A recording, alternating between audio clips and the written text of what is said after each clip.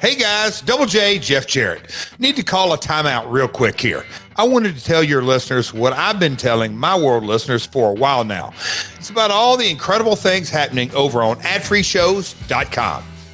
The debut of our new Monday Mailbag series is here with a man we love to hate, longtime WCW and WWE referee Nick Patrick. But they didn't know who was going to be the heel out because of Earl at the Montreal screw job on there. I said, I guarantee, I promise you, I will be the heel, and that they were going to hate me far worse than him. Watch this. And then I went out and that happened.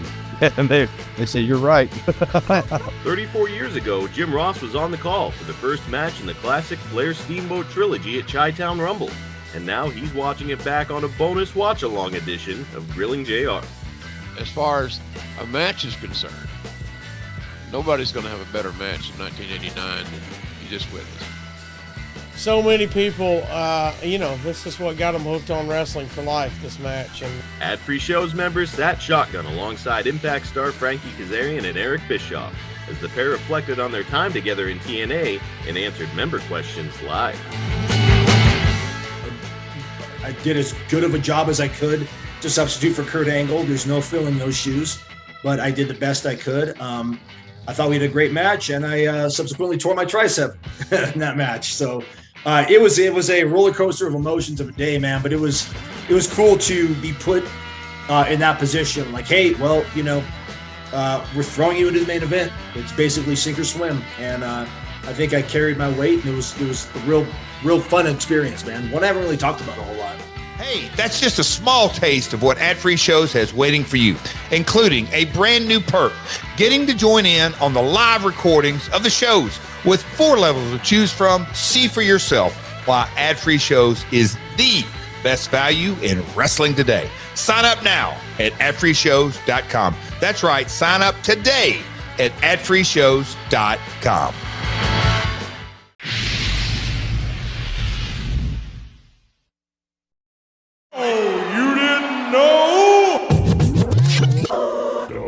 It's that time, so come on down. We're walking in the dog pound. Roode, DOGG, Dogg and Casio. Talking shop, reminiscing on a flashback. Hall of Fame name with a legacy that's long. That's the legend of the Armstrongs. Questions get answered, oh, you didn't know? Let's start the show. welcome back to the show. It is Roode, Dogg and Casio, and you're listening to... Oh, you didn't know? What is up, Road Dogg Brian James? I'll tell you what, I've had a bit of a week, but that's life, right? That's life. You face it. And busy week? Busy also, okay. But some ups and downs emotionally, personally. Lost a pet. Of course, I don't know when this records, but lost a pet that had been with the family, and so that was rough. But you know, life and death go together, and so we'll get into that a little bit later. But you know, ups and downs happen in life. I'm happy that I had the 10 years with her, and so that's what we're going to talk about later. And just ups and downs, man. But that's what we do here on the show, is we talk about our feelings, and sometimes we tell a penis joke or two. I don't know. I'm just saying. I thought you were going to go fart joke. You do a swerve on me right out of the gate. We like to be a variety show here on Oh You Didn't Know. We like to offend you at every turn. So prepare yourself, and trigger warning. Trigger warning.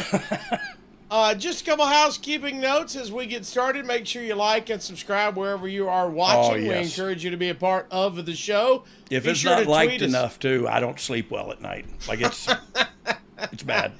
I'm very insecure. Just to encourage and to give people shout-outs, we're going to start reading the Apple Podcast 5-star reviews. I'll read the 1-stars, too. I would love to read those. Those are the best. Probably, if they hate us and they only give us 1. They're probably the best to read, but they're not the best to get according to Apple's spectrum that they measure on. I do. So I'd love the 5 stars, but the 1s would be really entertaining to read.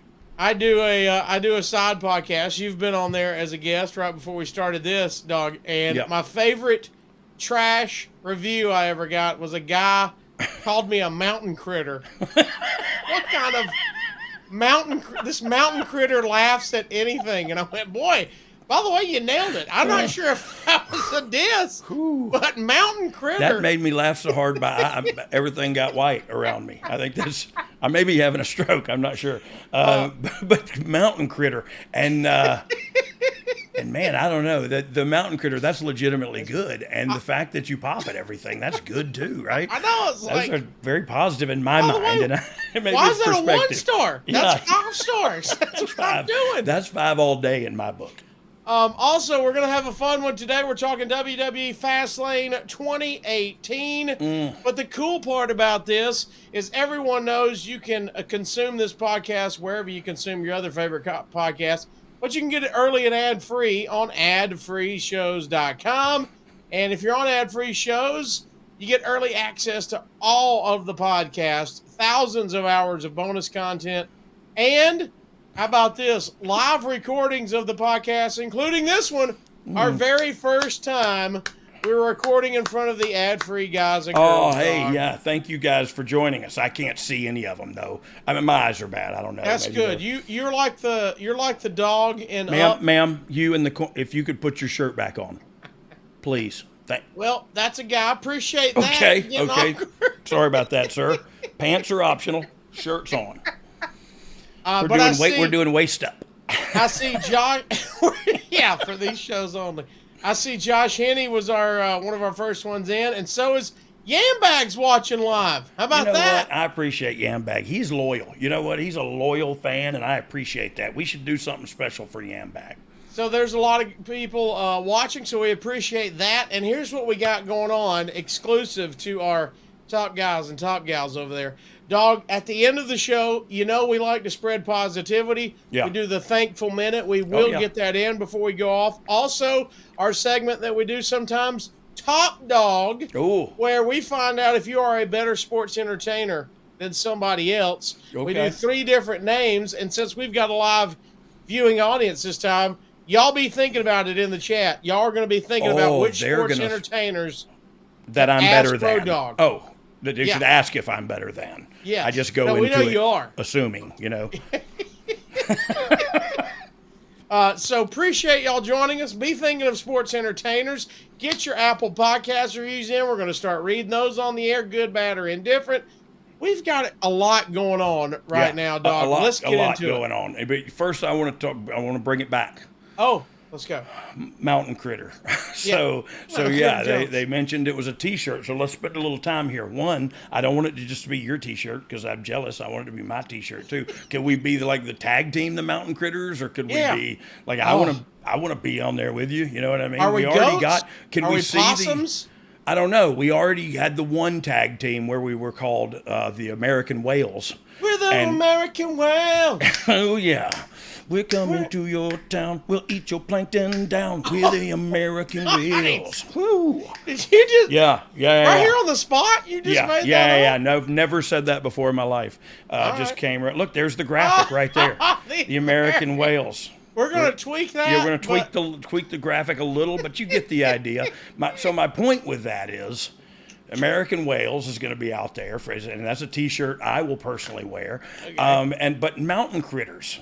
The Mountain Critters, is it Mountain Critai? Is it like what is the plural of, I guess, critters? You just add an F, Brian.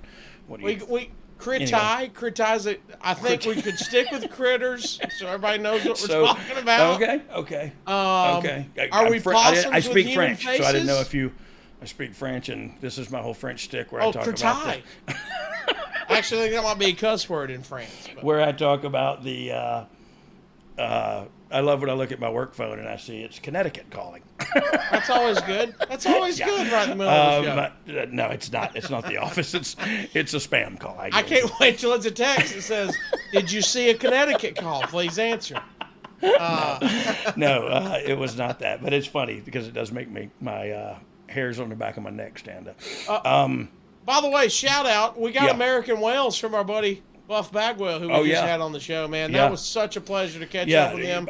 It was a breath of fresh air for me, and probably you too. But like, I don't know, just to see him where he's at right now felt really good to me. Like it was a made my heart feel good. I guess it's looking good. How a He was person looking who good, can't speak doing English good, would say it. Sounded it's awesome. good. So very good to have Buff Bagwell. Hope y'all enjoyed it as well. Today, Dog, we're talking about the last SmackDown exclusive pay-per-view ever, Fastlane 2018, baby. Okay, if we have to, that's just fine to with me. remind everyone, aka Dog, where we left off at the Royal Rumble, Rousey debuted with the WWE. Shinsuke Nakamura won the men's Royal Rumble, while Asuka won the first ever women's Royal Rumble. And we're right in the middle of Shane McMahon, Daniel Bryan, Sami Zayn, and the Kevin Owens feud. SmackDown after the Rumble takes place in Philadelphia. Dog, Philly is known as a hardcore, rabid fan base when it comes to not just wrestling, any sports entertainment as it is. Look at there. And in a couple weeks, that was probably what, 2015? No, that's a picture of you up there. Yeah, that's me. If you could see that, that's me. I'm glad it is waist up, to tell you the truth. But it's, my God, the distance. But look, that place is sold out. I believe that's Philly, and I believe it was the Riz Rumble. But I'm not 100% sure of that because I'm not 100% sure of anything. I've taken a lot of drugs and a lot of headshots, and so that's where we're at, people. I feel like there's a lot of fresh eyes on the product tonight, and I want to come clean with you before we even get started. I'm not going to remember anything about this show, but we're going to have a good time talking through it. In a couple weeks, we're going to be discussing your big Philly moment at WrestleMania 15. Ooh.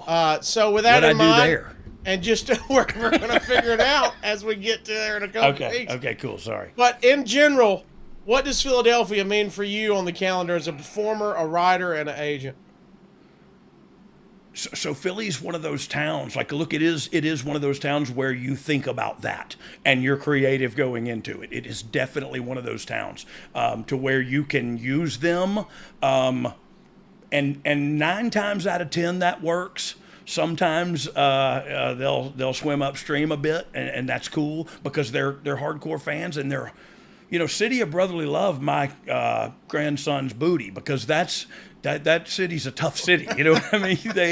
They didn't get named the outlaw by hanging out at the Dairy Queen. No, they didn't get to be Philadelphia. And I always think of just Mark Wahlberg in that movie Invincible when he got to be catch the football or whatever.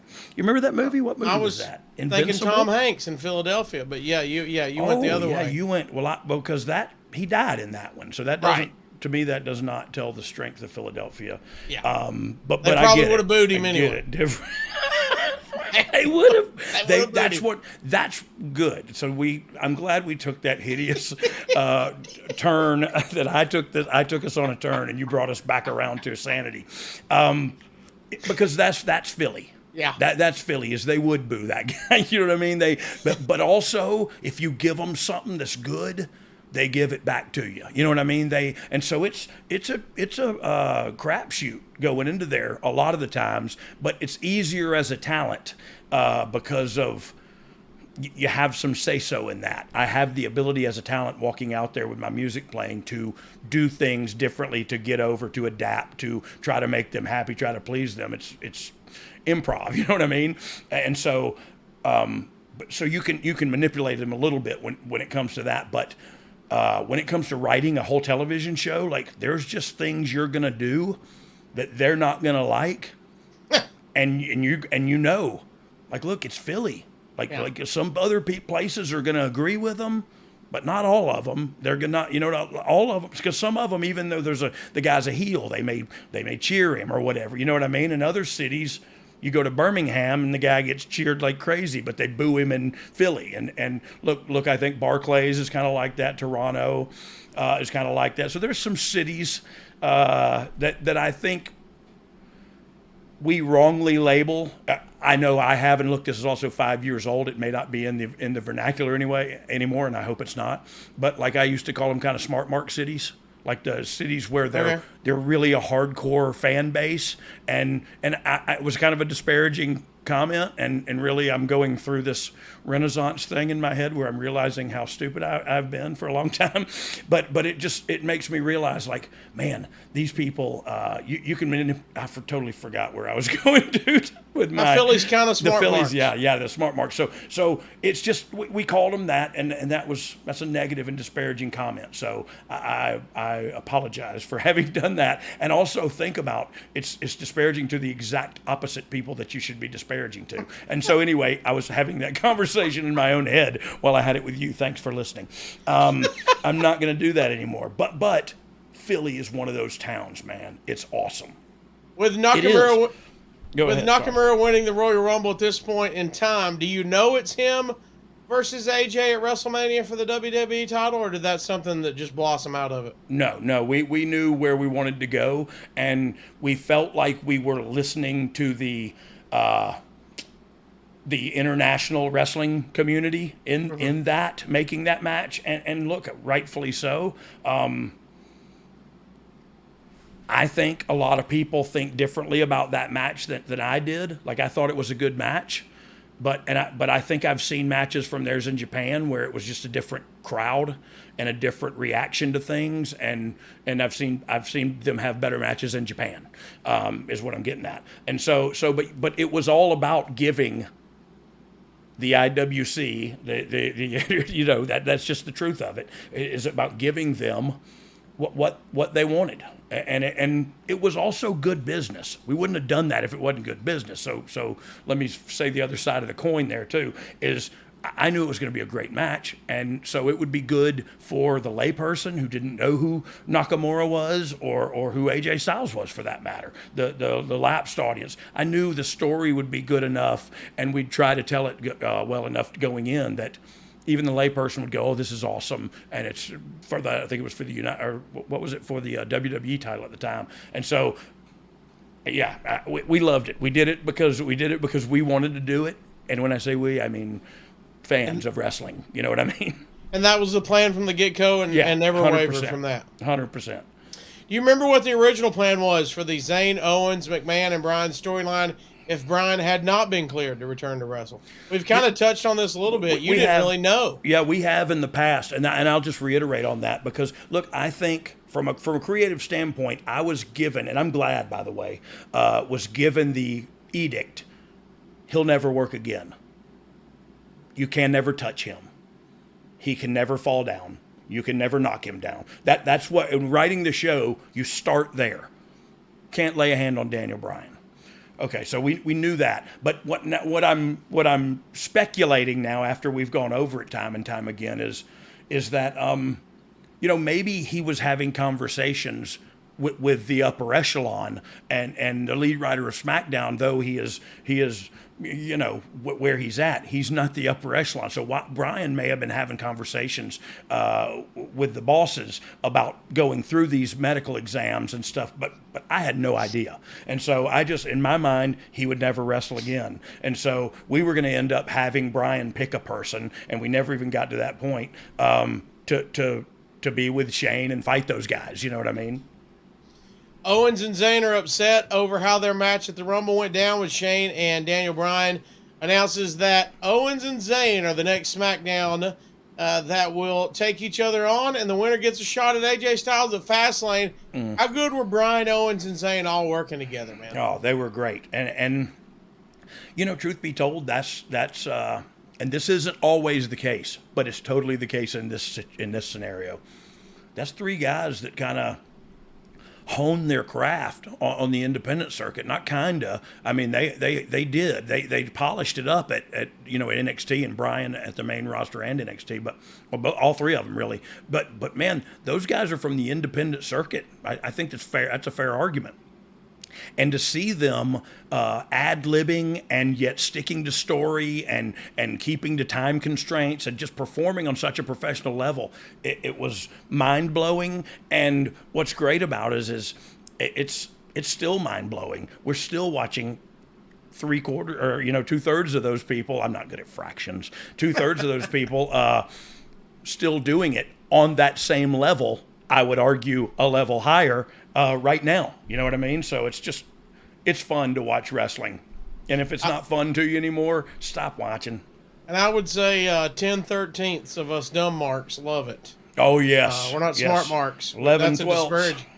Smart marks is bad, so we're dumb marks. Is that the opposite? I don't know what you're supposed to call us. I think just marks. I mean, truth be told, we're all marks. We are all marks, and that's the truth.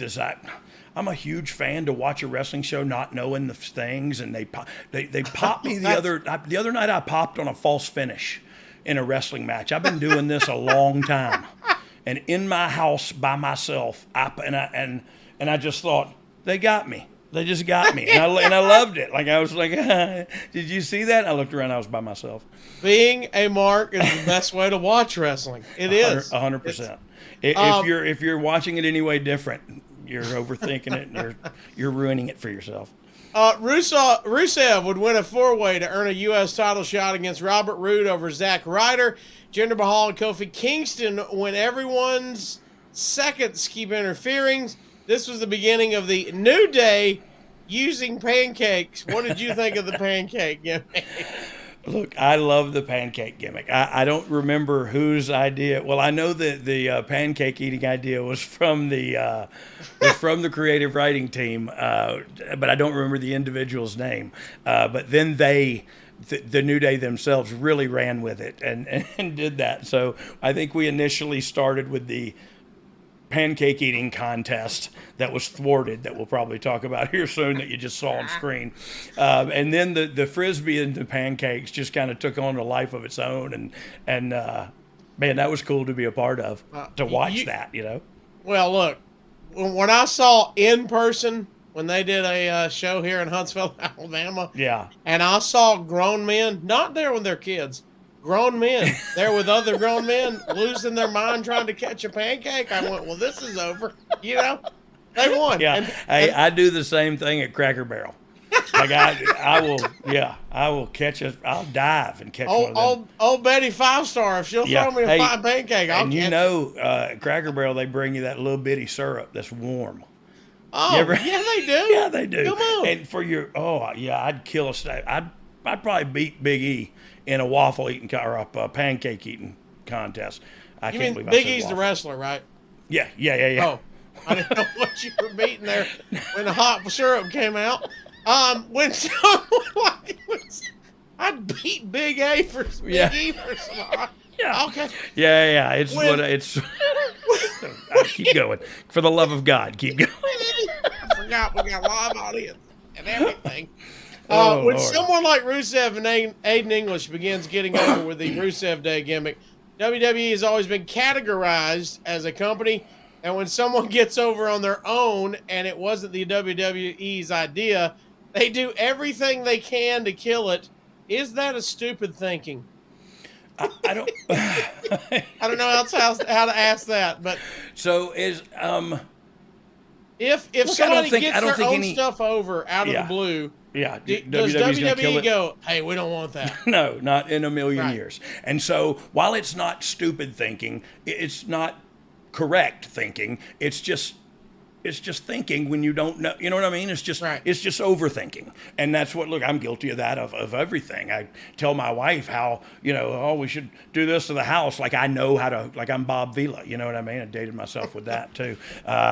I was going to say Tim the Toolman Taylor, and then that it's not any new. Didn't help. Yeah, that's what I'm telling you. Nobody who handles a hammer is famous anymore. Bob the Builder. I guess Thor. So you know what? Let's move on. Bob the Builder is what the kids wear. Oh, Bob the Builder. Yeah. I think that's the last construction guy I know. I knew the one in YMCA guy. That's my bad. I think the point was I say things that I don't have no idea what I'm talking about, as if I am 100% sure and certain of what I'm talking about. Speaking of so again, it wasn't stupid thinking, just wrong thinking. You know what I mean? And how do you explain Stone Cold Steve Austin? How do you explain The Rock? How do you explain? You know what I mean? Like these people just went out there. They said, okay, well, what are you going to do? The same goes for me and Billy, for matter of fact. What are y'all going to do? I said, give me a microphone. And the rest is history. I dropped that biz.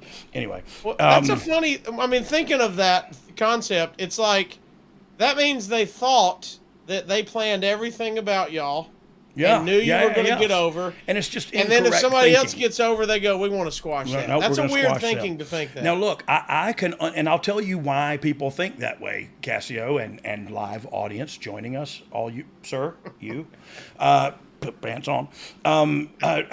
They were optional for the first 15 minutes. That was Mailbag Jones. We can't control him. So, what were we saying?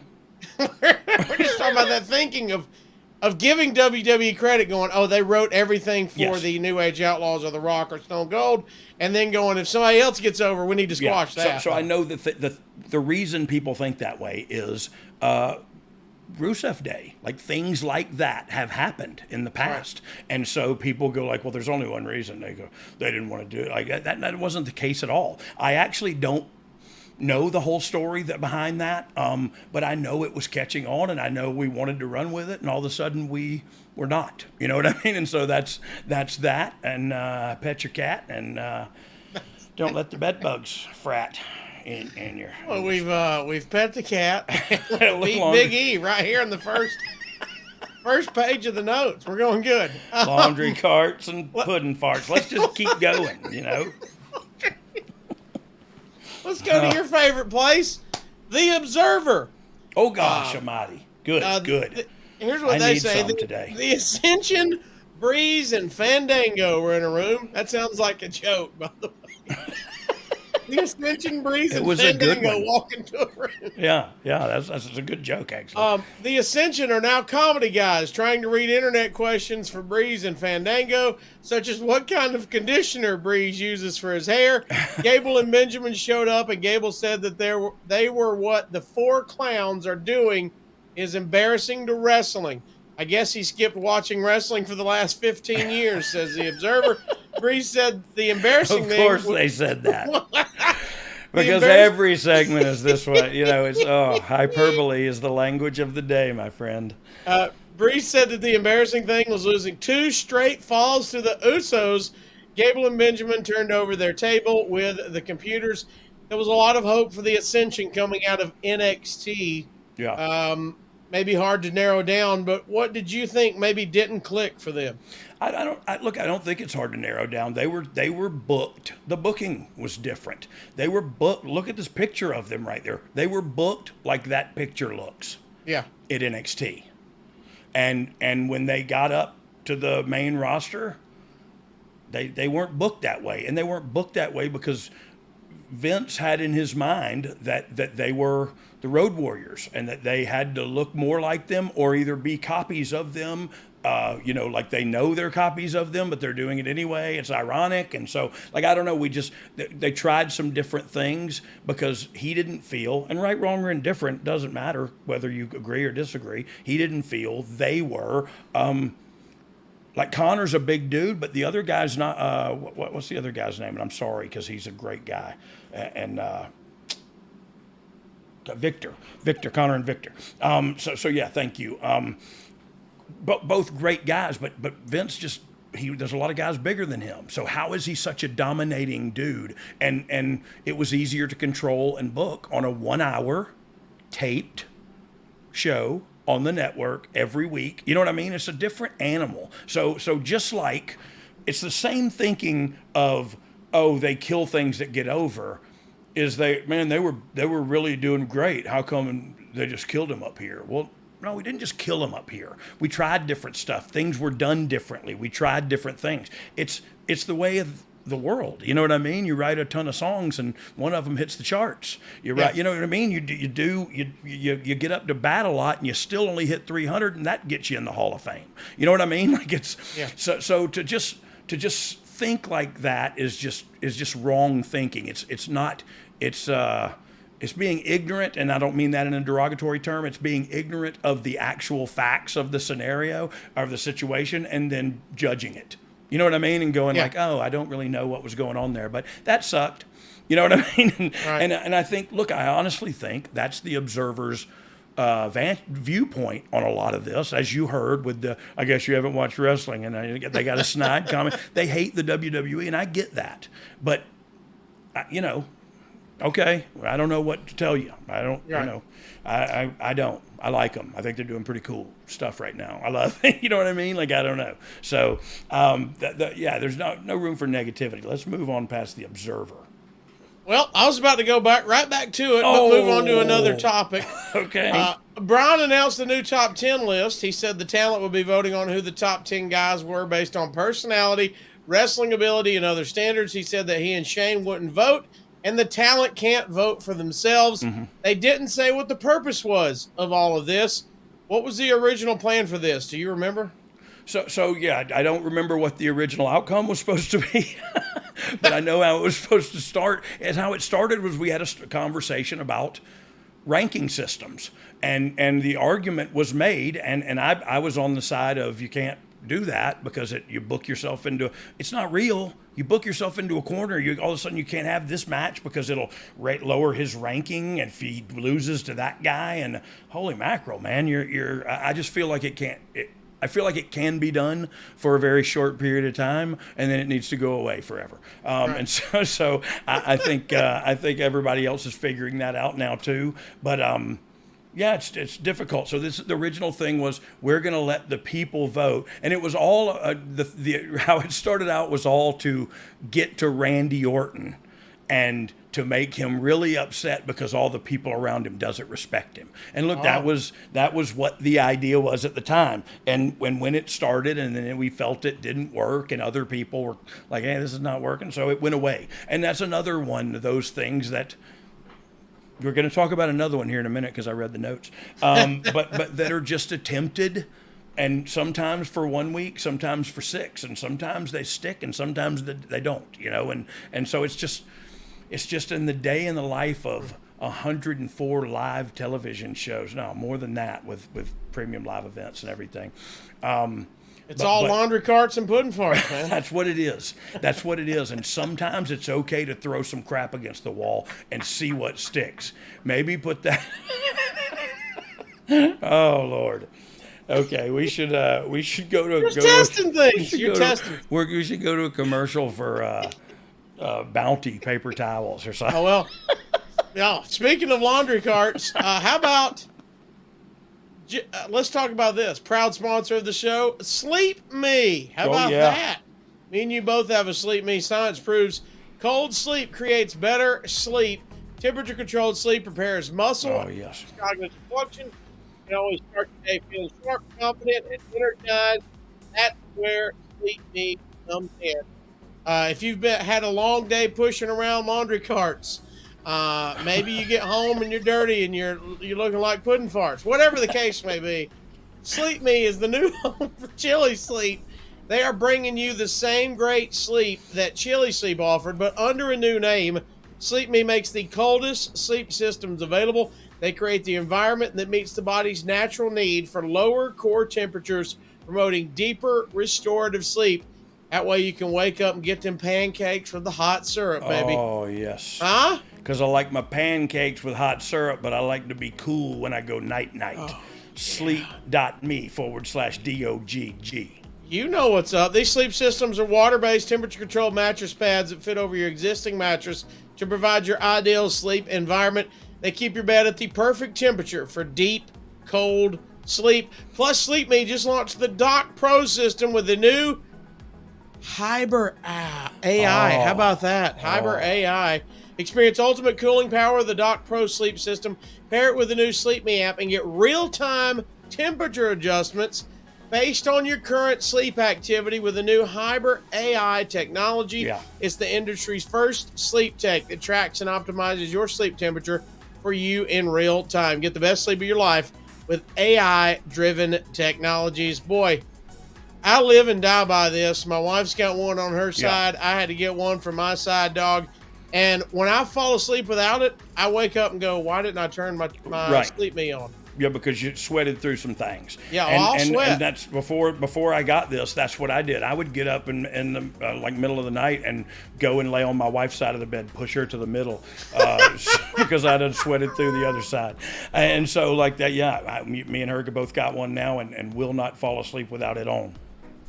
All right, so you can head over to sleep.me/dog, like Dog said, to learn more and save 25% off your purchase of any new Dock Pro, Euler, or Cube sleep system. This offer is available exclusively for Oh You Didn't Know with Road Dogg listeners, and for a limited time only. That's sleep, sleep.me/dog. Take advantage of our exclusive discounts and wake up refreshed every single day. And we thank Sleep Me for sponsoring Oh You Didn't Know. Thank you, Sleep Me. 25% off the best sleep of your life. What's wrong with that? I don't see any negatives. I think there should be. You should probably just get off from stop watching the show right now and just order that. I mean, honestly, we probably don't have that much. Yeah, it's downhill after this. After that, Sleep Me comes on. Whoo, real snoozer. The Riot Squad would attack Charlotte in a promo, which would lead to Carmella coming out to cash her Money in the Bank briefcase, but would accidentally knock the ref out the ring, causing her to not be able to cash it in. This comedy of errors with her and trying to cash this shot in.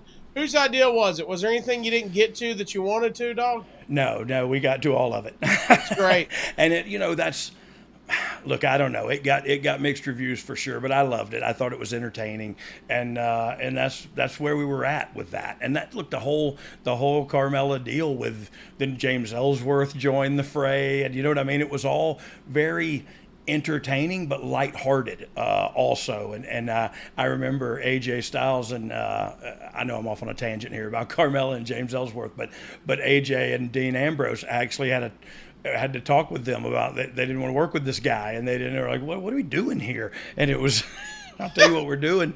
We're drawing ratings. But so anyway, to me, it was a fun time.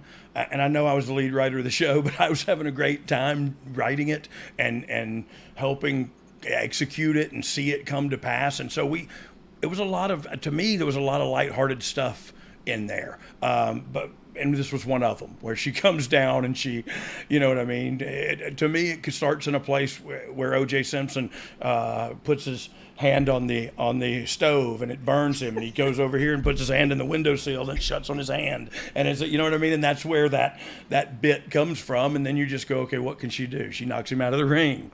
And then here we go, you know. Oh, good. The next week, SmackDown is in Kansas City. This is one of the first show where Rusev Day was chanted throughout the show.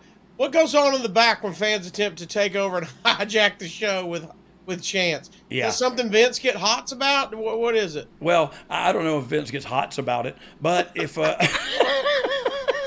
first mistake and you got me right out of the gate. I don't. Come on. Man. I was hoping it would slide.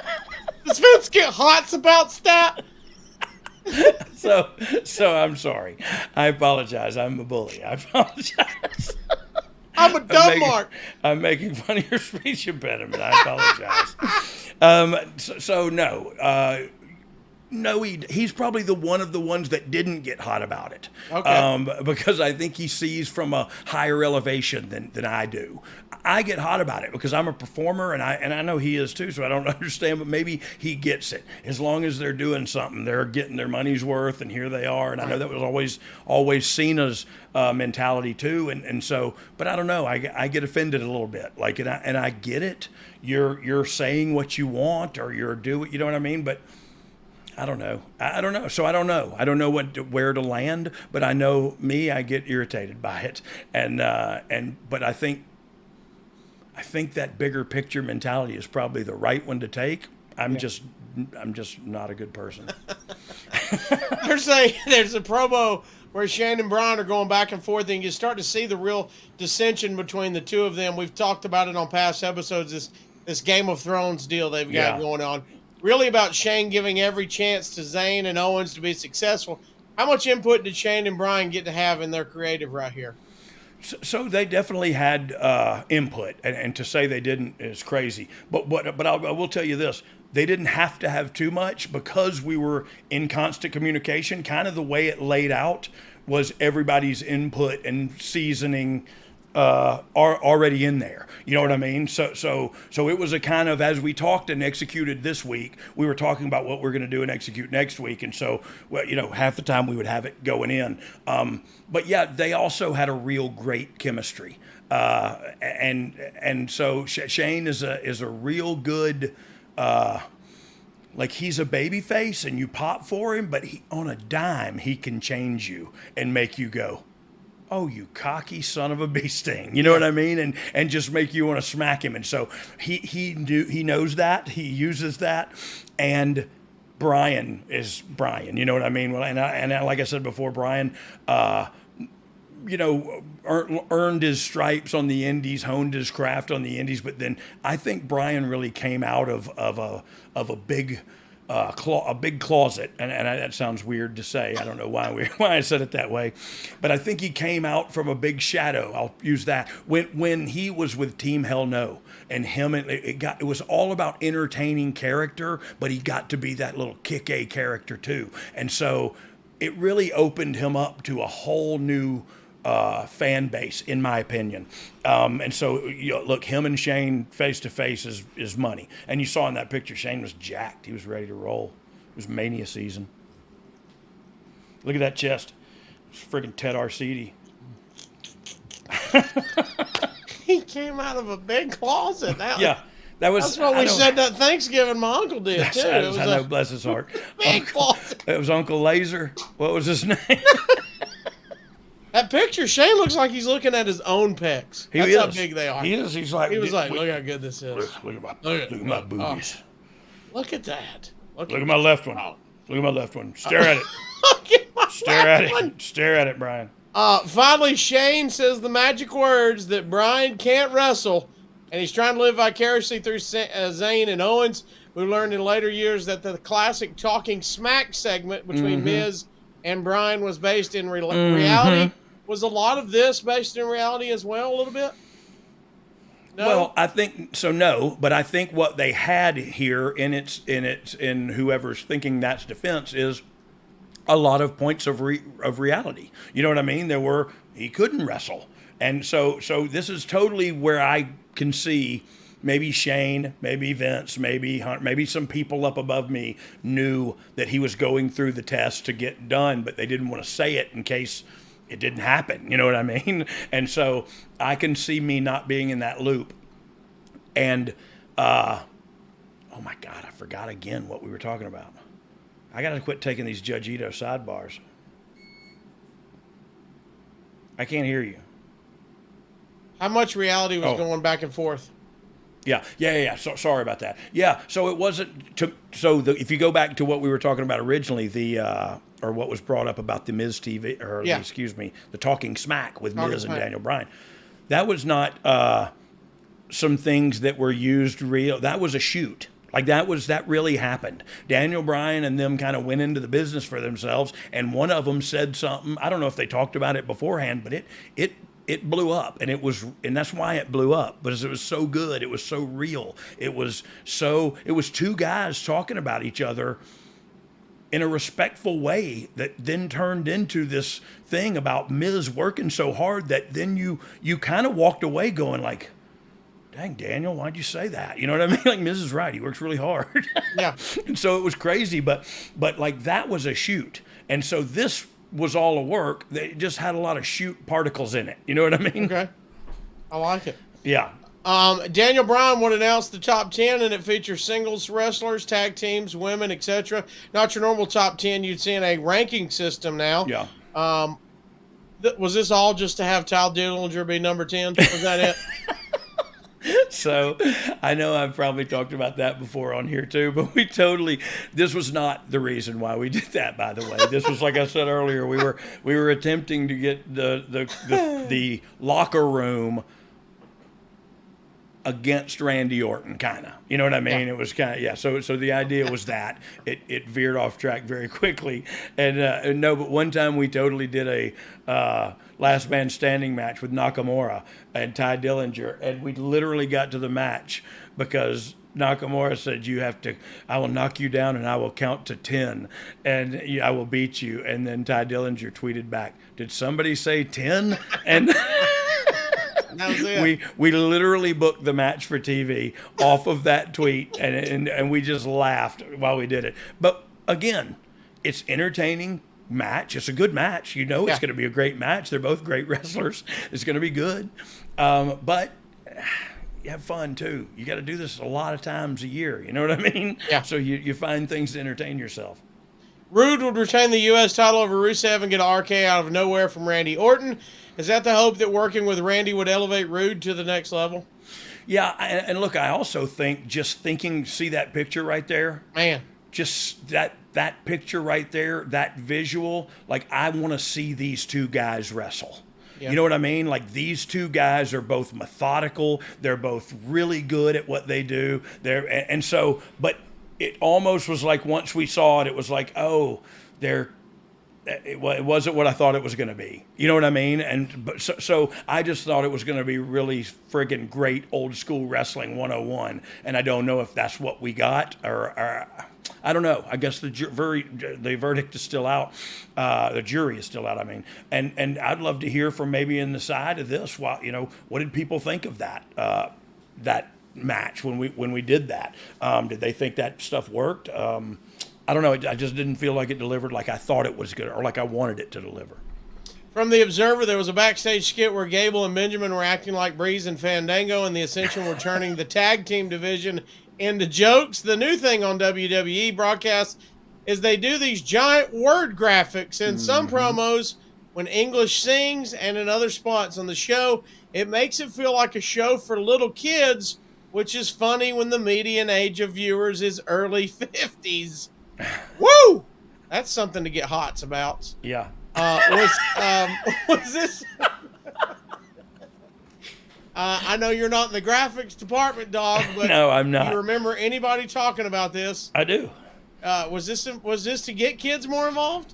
Swing and a miss, foul ball. Okay, nice. Not a foul ball. It's a swing and a miss. But yeah, it was another failed idea. You know what I mean? But you try, and I also love how we keep talking about the Observer seems to keep burying like the Ascension, but all we're talking about is the Ascension. You know what I mean? Like they're the highlights so far. Yeah. It's been it's the Ascension, it's Breezango, it's Gable, and and that. Those were entertaining segments, man. And the reason they're writing about them is because they didn't. That's not their cup of tea. But it's funny and it's entertaining. And if we're not a variety show, we end up with 600,000 people watching in males in black T-shirts. And I want more for this industry than that. And if you don't, I don't know what to say. The main event would see AJ come out and interfere with the Owens and Zayn match. It was declared a no contest.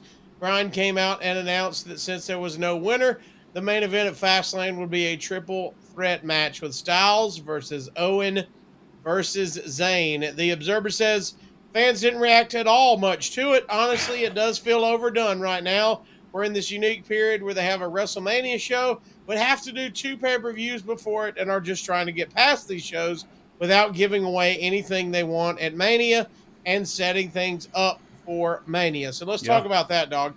How tough is it to book this pay-per-view in between Rumble and Mania? Also, Raw side has the Elimination Chamber, and the big story in WWE is the building of Rousey and Kurt Angle against Hunter and Stephanie. So Jinx, you owe me a Coke. Jinx, you owe me a cocaine bear. Hey, so I want to say, by the way, I am a black T-shirt wearing guy. I wasn't. Oh, sure. That was I was saying. Like I would be. I'm a wrestling fan, and so but I want those lapsed viewers. I want the people watching that.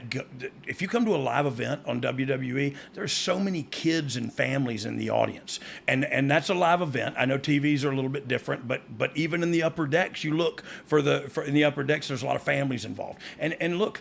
That's what, in my mind, that's what we do. We're a PG company, and though we've pushed the envelope a little bit, that's what we are, and that's what we're on the market as. And so we're not going to be changing anytime soon. I didn't mean to disparage the black T-shirt wearers because I am also one. I just want more I want that fan base that used to, when Hogan was coming up, when that old tag team, what were they called, the New Age Outlaws, when they were coming up, that, you know what I mean, like back in the Dizzy. I want it to be like that again. Yeah, I mean, look, the name of the game for everybody is the more eyeballs, the better. And is that a the question, I'm sorry, you asked me about if it was difficult to book. So let's stop right there. Sure. And I want you to say, is it difficult to book? No, I and like then where stop. we're going. Okay. and then I want you to say, is it difficult to book, and read all that crap again you just read? No. In between manias. Is it? It's next to impossible. Yeah. But we did it. You know what I mean? And look, we would do it again tomorrow if we were asked to do so, because we love the business as much as, and when I say we, I mean the creative team, the talent, the producers, the team, the WWE, we love it. And so if we were told today, hey, we got to do a live show in such and such tomorrow, every one of us would be packed and getting on a plane. And that's just the way it works. You know what I mean? And home be danged, and birthdays be danged, and everything else. And you just sacrifice it. That's what you do. But yeah, man, we do what we love, because you'd do the same. You know what I mean? Yeah. Anybody listening to this right now would, or you wouldn't be listening to my dumb butt sitting here talking. You wouldn't be a fan of what we do and what I did. You know what I mean? And experiences I've had, and I'm a fan of that too. You know what I mean? I'm in awe a lot of the times when I have see a picture of me and Gronkowski from a WrestleMania or something. I'm just like, holy crap! He's my idol, by the way, Gronkowski. The next week on SmackDown, all of a sudden, Dolph Ziggler and Baron Corbin are now involved with Owens and Zayn. Are you worried that a three-way main event, the same as the Rumble, wasn't going to be effective in selling the pay-per-view, or was this always the plan to just add more people to it? So look, I think we could add. The suggestion was to add more people to it, so we didn't have to muddy the waters too much. But okay. I don't know. I loved so we were talking about that triple threat that you just showed me the graphic of, and now we're adding in we had Owens and Zayn, and now there's a Ziggler and Corbin. Now they're both involved. Yeah. Were you trying to stay away from a three-way main event, or I'm actually confused of whether we did the triple threat or we went into a fatal five-way. Oh, after that? Yeah, I'm not sure, because I can't remember. And this is also the pay-per-view between, you know what I mean? Yes. Before WrestleMania. Owens would lose to Corbin and Zayn to Ziggler, and it started looking like the five-way for the title at Fastlane. Okay, yeah. I knew we went there at some point, but I didn't know when. So yeah, looking, it probably was overdone with the Shane and all that stuff. So yeah, we figured we'd go with multi-man as always, and we're also always looking to put some money in the bank of Dolph Ziggler, and at the time looking to put some in the bank of Baron Corbin as well. Robert Roode comes out and talks about how he's going to be like John Cena and start up the U.S. title open challenge. At this point, do you know that Cena is coming back for Fastlane? Yes. Okay. Yeah. Look, it was always when big things are happening, you're kayfabing the wrong people if you don't tell the creative team. You know what I mean? So yeah. Usually they're in the know, and you're prepared as you can be. Eventually, this leads to Orton and Jinder getting involved. Is this just a sign of the talent roster that you have so many people wrapped up in so many feuds between the main event storyline and now this? Yeah, I think it was awesome too to see the depth of the roster and in the different matches that they were involved in and the stories they were involved in. Because look, this was an awesome time on SmackDown, man. And I think for a minute there, SmackDown was hot, and I thought it was really fun to be a part of. And look, I got burnt out. Like I didn't realize it till lately, but like I realized it then. That's why I said I'm not doing it anymore. But like I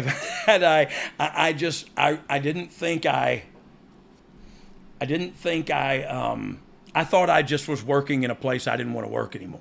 You know what I mean? And the truth be told, I didn't take any vacation time for those 4 or 5 years that I was the lead writer of SmackDown. Oh. I didn't miss shows. And a lot of times I was going to Raw and SmackDown. Then when I took over the lead writer of SmackDown, I just started going to SmackDown. So that this time here, and I think one of the questions is actually what was I doing the next day or whatever. But yeah, I wouldn't go to Raw. I would go back home, and we would work on, as a SmackDown team, work from home, and then I would fly back out when we did it. So, interesting stuff here. From the Observer, in another segment that went way too long, the New Day came out with tons of pancakes. They said that Big E was going to break the world record by eating 118 pancakes in 8 minutes. He was stuffing a bunch down his throat, but actually not eating any of them when Gable and Benjamin came out to cut a promo and end it quick. Gable and Benjamin made fun of the New Day for not being serious competitors. At the time, Kingston was picking his nose. Woods was insulted they would say that, and they did more New Day shtick, but did bring up being the longest reigning world tag team champions in WWE history. Gable threw a pancake on the ground, as did Benjamin. This was really dragging at this point. Worse, then it came down to Gable saying that nobody likes pancakes, a line which actually got more heat from the crowd than anything on the show. Then Gable and Benjamin knocked a tray of pancakes to the ground. Benjamin then put over waffles as being better than pancakes. This led to a match. That's where you draw the line. Kingston and Big E beat Benjamin and Gable in 5 minutes and 24 seconds. This is totally Talladega Nights. Is it totally Vince? What about No. It's totally me saying, remember that? I don't know if it's totally. That's probably wrong. I probably don't remember who it was, but it wasn't Vince. It was us taking stuff to him and going and presenting. And this was one of the times where everything we presented, he was doing. And we wondered if we couldn't get Big E to break the world record for eating the most pancakes. When we realized he was not going to do it, we sent Chad Gable and them out there. Oh, perfect. And it's perfect shtick. It's so, like, he's picking his nose as the guy says you guys are making a mockery. It's beautiful on a lot of levels. I'm glad the Observer didn't like it.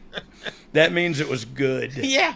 Eventually, Owens would lose to Corbin and Zayn to Ziggler, and now it's looking like the 5-way we talked about a little bit at Fastlane. But before we get any further, on February 19th, Jeff Jarrett is announced for the WWE Hall of Fame. Walk Jeff. Through about how you found out, when you knew, and what all went into having Jeff brought back into the WWE fold. Yep, I got a phone call from Talent Relations, and they were like, "Hey, we're going to induct Jeff into the Hall of Fame." And I was like, "Oh, that's awesome!" And they said, "We're going to ask him, but we hope he says you induct him." I think that's how it went anyway. You'd have to ask Jeff that. But I remembered he called me.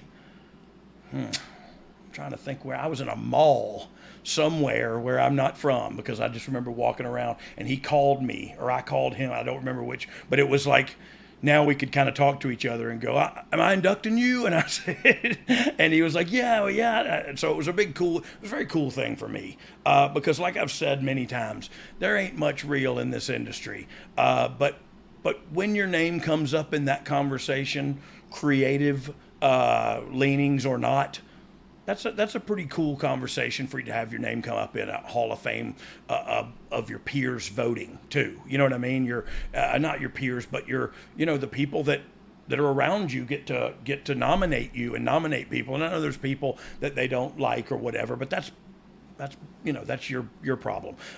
The problem, I don't have a problem with it. I think it's one of the most realest nights in professional wrestling, the Hall of Fame. I think it gets a bad rap.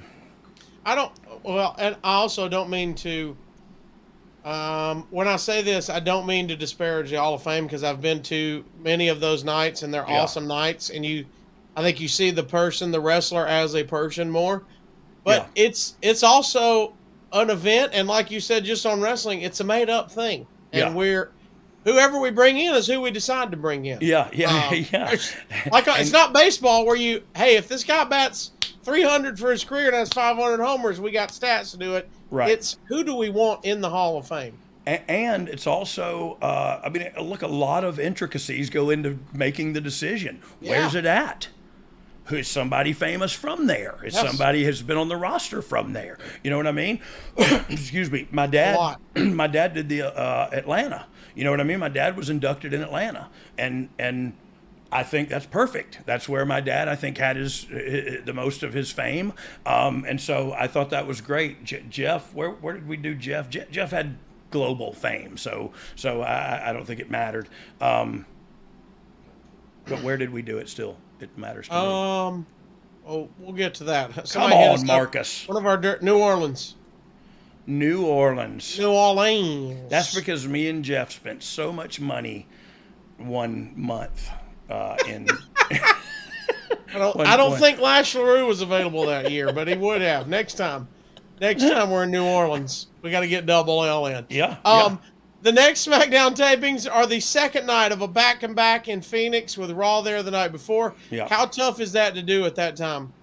Well, look, at that time it was difficult because at that time, truth be told, things were I thought they were going great creatively, but business wasn't going great. I was having a good time writing the show, but they weren't selling out buildings, you know what I mean? Especially not two of the same city. But sometimes we weigh out the options of a venue, and it may, even if we lose our butt on the second night, still be cheaper for us to run that venue 2 nights than to travel stuff to do another TV in another venue somewhere. So it makes business sense to do it in front of 35% of the house, you know what I mean? When traveling the next city was going to cost twice as much. Let's get your take on this from the Observer in the dark match opener and a non-title match. The Usos beat English and Rusev while pinning English. The one thing you have to say is that the whole Rusev day was supposed to be a one-week joke, and it caught fire. They are marketing it and keeping it going, but from a booking standpoint, even with all that, Rusev is in the exact same spot he was before. It's almost like now it's a pushback because if anyone but us creates a star and the fans create it organically, the mentality seems to be that they don't understand drawing money, which is true, but the drawing money term is almost an archaic today, except for about 7 people. And in the U.S., probably 4 of those 10 aren't even in the WWE, says the Observer. You know any of that? Did you hear that? You started laughing when you read it. Yeah. And I don't know if that's so. You said earlier about stupid thinking. I think maybe now we've ventured into stupid thinking territory. But it is just, look, it's just problematic when the most reputable news journalism, and I use air quotes just because it's kind of gotten bastardized, but I know this is the one that's supposed to be the legitimate one. I hate to see it when it's so biased, and that's all. Yep. And look, maybe he has been personally done wrong by people in this company. I don't know about all that, and I don't care about all that. But if you're going to give me, I don't know, maybe it's not sexy enough. If you're going to give me my news, I sure wish I could go to a place that told me the truth. Yeah. And not your side. Tell me the goddamn truth. And I'll figure it out. So and let me judge for myself. Yeah. That's what it's all about, right? Is you tell me the facts, and then I get my feelings involved. You know what I mean? You don't get your feelings involved in my facts. Yeah. Or my chocolate and your peanut butter. Or your Pop-Tarts. And your never mind. Yeah. SmackDown opened Pop-Tarts, laundry carts. Well, that's where I was going, and I tried to steer you away from there. You went did, anyway. And then when I was about to read, I was like, wait, why didn't he make it rhyme with that? Oh, I did. SmackDown opened with Styles out. He talked about the 5-way match at Fastlane, saying that if he wanted to put Owens through a table, he has to make sure other guys don't get pinned in the ring or he can lose his title. By the way, that right there tells you a key reason, far from the only reason, why titles don't mean anything at the box office anymore. Styles said that individually he can beat everyone in the match, but that doesn't mean he will win the match. I mean, AJ is a babyface champion. Yeah. Talking about titles don't mean anything at the box office anymore. Why is it that how this is presented? I mean, I mean, so is this how we presented it, or is this how the Observer is presenting it? Well, that's how Observer read it, and they interpreted it. Yeah. Him saying that means titles don't matter. Yeah. Do titles matter at the box office? Yes, right? That's the short answer. Yeah, they do. Yeah, they do. That's the short answer. But also, I will say, no, they don't. And two things can be true at the same time. Yeah, there we go. And that's a fact, Jack. And if you don't like that, then it is just, now you're just looking for something to be pissed at. Mahal did a promo with a graphic of Bobby Roode's top 10. The key is that Roode was number 1, and both Orton and Mahal weren't in the top 10. He called Roode a glorious egomaniac and an inglorious liar. Roode came out. Mahal tried to manipulate Roode to say something bad about Orton. The way this was scripted made Roode look bad, evasive, and more like the heel in some ways. Yeah. So it was bad scripting. The segment wasn't good to begin with. Roode did tell Mahal that in a fair fight, Mahal knew he couldn't win. They were about to go at it when Orton came out. Orton attacked Mahal. Orton tried to hit Roode with an RKO, but this time Roode escaped and hit the DDT. But Mahal attacked Roode from behind and laid him out with the Kalas. Is the Colossus. Was Roode better as a heel? And is this how it was all going? So this was the pretense to it. Yeah. So Roode was better as a heel. I mean, let's start there. And I'll tell you why. Because he's good looking and he can wrestle, and the way he wrestles is arrogant and cocky, and like he's just better as a heel. The song "Glorious" in the entrance totally made him a overnight wonder as a babyface. But then he went out and worked as a heel, and it's almost why I think the thing was short-lived there. It's people can't articulate what that disconnect is, but he comes out in this thing and then he doesn't work that. He doesn't, you know what I mean? The rest of it's not that way. And so it's very one-dimensional. And I don't know. That's some of those things you do and you go, okay, well, how could you have done it differently? Like, I don't know. Maybe we could have tried to change his wrestling style a little bit after. I don't know. Just spitballing, dog. From the Observer, Bryan and Shane were backstage. They weren't getting along. Bryan saw the segment and wanted to make Roode versus Mahal for Fastlane show. Shane thought the best match was obviously Roode versus Orton. It's notable that Shane got to pick the match fans would have wanted more. Bryan said that he's supposed to be in charge, but every decision he makes is met with resistance. Shane said it's because Bryan is making his decisions based on emotion and keeps giving Owens and Zayn title shots. Shane said it's Roode versus Orton, and Bryan said, whatever you want, boss, and walked out. So much good stuff from these two. Kind of sad we never got the huge payoff out of it. Yeah, look, I would have loved to seen that match. Yeah. And I'm not even kidding. I would love to see Daniel Bryan versus Shane McMahon, because I think where Shane...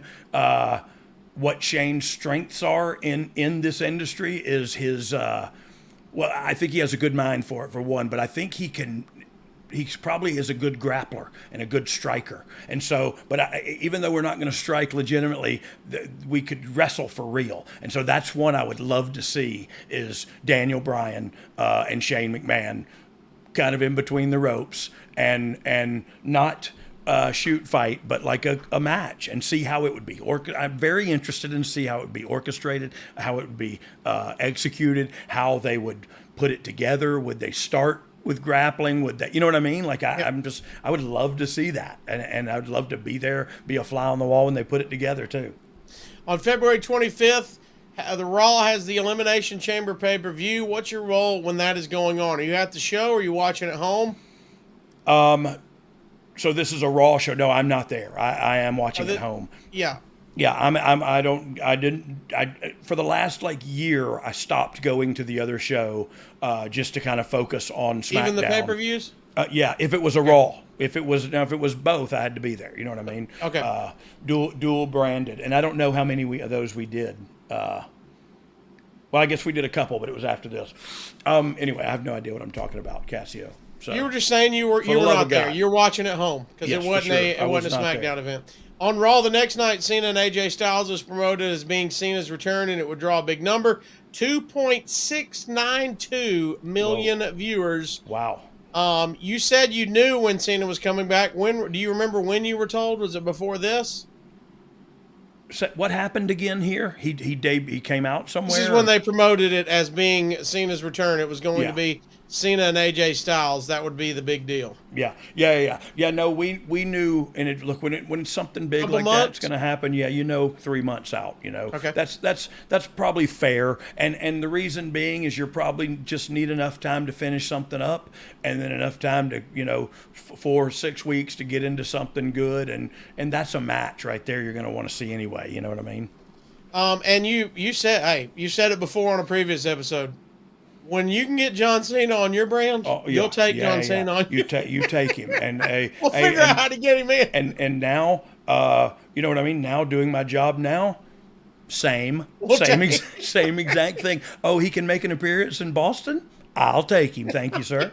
And thank you, John, for allowing us to utilize and promote that, because that show will probably sell out. And look, a lot of these shows are coming close to selling out lately anyway, live events included. And so some of the smaller markets are still bing, bang, boom. But on the most part, man, business is booming right now. And John knows that too. You know what I mean? Again, thanks, John. I'll see you in Boston. Just for the record on the show, Cena would defeat AJ to earn his way into the Fastlane main event, where it'll now be a 6-pack challenge. This was when I started drinking again, I think. And no need to say, needless to say, but we're going to say it anyway. Cena and AJ, always magic in the ring together. Magique, because I speak French. But yeah, those guys, they're going to give 110%. And Cena has where a lot of today's fans would say, oh, Cena's not technically sound. He can't wrestle. He couldn't have a 5-star match. I beg to differ. I have been in venues where you couldn't have taken a vote, gotten anything less than 5 stars from everybody in that place. And that's him.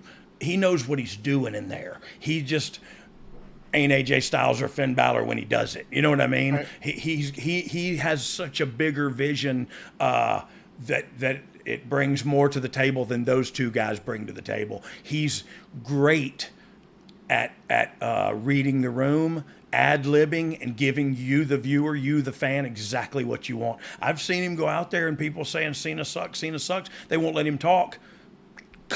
Fast forward 2 minutes later, they're chanting his name. And that's in one promo. That's in the same segment. You know what I mean? So, yeah, you just don't. You never doubt the bullet. You don't pull on Superman's cake and spit into the wind. Cake. I think Superman's cake is awesome. Don't fart to the pudding. From the Observer, Corbin pins Zayn in 9:38 backstage. Shane was mad at Bryan for putting Owens on commentary because he's right there to interfere. Bryan argued that Owens is great on commentary, giving a wrestler's insight, and Shane should listen to him. Shane said Owens was just there to interfere. Shane then came back eating popcorn, I guess with the idea he's just there to have fun and watch how things unfold. Yeah. And told Bryan and Owens would interfere at the end. Look at Shane. Look how Shane's looking at him right now. He was paying no attention to the match. No, he's just staring right at Bryan and eating. But look, that was what was so great about writing what they were doing, but it's fun. You know what I mean? Like you get to immediately, whatever that guy says, you say the exact opposite. You know what I mean? and see where we go from there. Like, I can't believe you put him on commentary. He's horrible. Are you kidding me? I think he's great. You know what I mean? And immediately you go, oh God, where's this going to get? Where's this going to lead to? And they're doing that on every subject. So I don't know. It was just fun to write for them. Who's the heel in this? Or do we care? We're just writing magic. No. You don't care. And the heel changes from time to time. And we mentioned that last week. That's what's so great about it. It's Game of Thrones. The most heelish character in that show, man, you would watch it, and in one episode you'd be crying and cheering for that person. The Hound. You know what I mean? Like, what a change in character. And so, I don't know. There wasn't a heel. There wasn't a baby face. It was just intriguing, confrontational television that has been good for a long time now. You know what I mean? And the characters that played them were interesting. I was interested in them. I invested my interest in them over a period of time. Shane McMahon, Daniel Bryan, I want to see what goes on here. Excuse me, I just almost threw up in my mouth. I disgust myself. I really do. Nakamura pinned English in 6:19 after the Kinshasa loud Rusev Day chants, and English did his singing. Rusev interfered at one point, giving Nakamura a high kick after Nakamura won. Cena came out for his match, and both were pointing at the WrestleMania sign with the idea of teasing you that it will be Cena versus Nakamura. Ooh. To go home, well, first, just a what if. Cena and Nakamura, they could have drawn some damn money together. Oh, yeah. I agree with that. But I look, I don't think we went wrong with AJ Styles. But you're 100% right. That's a great problem to have when you're booking a show, writing a show, whatever you want to call it. Having people that, okay, you could have this match, you could have that match, you could have that match, and people would still love them all. So good problem to have. The go-home SmackDown in Green Bay finalizes the card for Fastlane. Charlotte will be defending the women's title against Ruby Riott, and the Riott Squad have made Charlotte life a living hell the past few weeks. Do you think Charlotte is better, heel or babyface? I think she's a better heel. And the old saying goes, and you can do it, the attitudinal babyface. You can be a babyface but still have an attitude. But I don't know, man. I think she's such a heel. I don't know. Look, I understand her being a babyface because she's such a star. She's got to that level now where she's such a star. I cheer her when she comes out. You know what I mean? And I don't know. She can do whatever after that. I'm going to pop when she comes out because I'm getting to see something special here. Can't hear you. Meltzer would report that there were 4 cases of unplanned bleeding on the show. Wait, what? Meltzer would report that there were 4 cases of unplanned bleeding on the show. Is that the guys being too stiff, or sometimes blood happens? Yeah, but look, accidents happen, man. If guys working close, you know what I mean? Look, guys work close now. And I'm using the word close instead of, stiff, because it's a very, you get hit. You're 2 big men running around and they're very fast, or women very fast and doing things you shouldn't be doing to one another. And so, crap happens and big boys bleed. And so do women sometimes. It showed that Ruby Riott photo a minute ago. I've seen her bleed 10 times in the last year, and good God, Gertie, 10, 20, 30, girl, put your razor blade up. I just pictured you and Gorilla going, we've got an unplanned bleeding. Unplanned number 3. What are we doing out there? What? We're at 4 unplanned bleedings here, people. Is this a record? I need some antibacterial soap and some gauze, for the love of God. We didn't break the pancake record, but we are breaking the unplanned bleeding record. At least it wasn't in Kentucky. You know what I mean? That's all that matters. Nakamura did an interview. It was brief. English and Rusev came out. English's throat was hurt from Nakamura last week, so he couldn't sing. Rusev said it was like breaking the hands of Billy Joel, so he couldn't play piano, and now English can't sing the Rusev Day song. Rusev challenged Nakamura to a match at Fastlane. Nakamura then saying that Sunday would be Nakamura Day. This was way more entertaining than it had any right to be. That's not true at all. That's not true at all. Everything bro, screw the Observer. I'm sick of this. Everything you just read was gold, and all while he wore a Rusev Day shirt. So all the negativity needs to go down to Nancy's house. A name we hadn't mentioned so far is Becky Lynch. Did you see the budding talent that was there? Or was it something that when it happened, it blew everything away? I go back to that popcorn. No. Look, it was a great photo. I loved it. I believe, and Bex and I recently had this conversation. I always really liked Becky Lynch. Okay. I always really thought that her being was cool. She was beautiful. That accent, she can work. Like there was, and she carried herself cool. You know what I mean? Like there was just something about Becky that said superstar to me early on. And so I utilized her in that way. You know what I mean? And so we talked about that the other day. And when I got released, she was one of the only people. And of course, I got a lot of calls, but she was one of the only talent-wise that called me and said, "What happened?" Or, and I told her that the other day, because my wife has spoke about that several times since. Like it blew my mind that she gave a crap enough about me to call and say, "Hey, I'm sorry." You know what I mean? That it's not fair weather, friends, I guess. It's just how the business is. You move on. You know what I mean? You go and the machine moves forward and some people get left behind. And on that day it was me.